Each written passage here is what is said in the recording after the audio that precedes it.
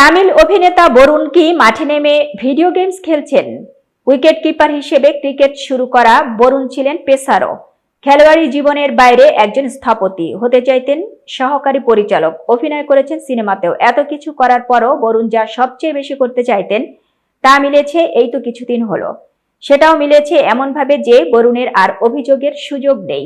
দেখে মনে হয় মাঠে নেমে ভিডিও গেমস খেলছেন। এই তো কাল রাতে ইংল্যান্ডের বিপক্ষে পেলেন 5 উইকেট। একের পর এক উইকেট পাচ্ছেন প্রতিটি ম্যাচেই। অভিযোগের প্রসঙ্গ আসার যথেষ্ট কারণ আছে।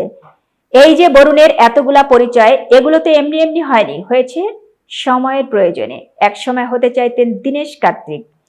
উইকেট কিপার হিসেবে রাজ্য দলে বেশ কয়েকবার প্রত্যাখ্যাত হয়ে তো ক্রিকেটই ছাড়লেন।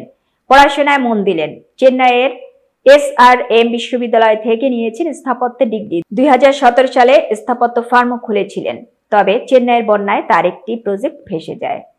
এতক্ষণ বার্তা বৈঠকের সঙ্গে থাকার জন্য ধন্যবাদ। নতুন নতুন তথ্য সংবাদ পেতে বার্তা বৈঠকের ইউটিউব চ্যানেল ও ফেসবুক পেজের সাথেই থাকুন।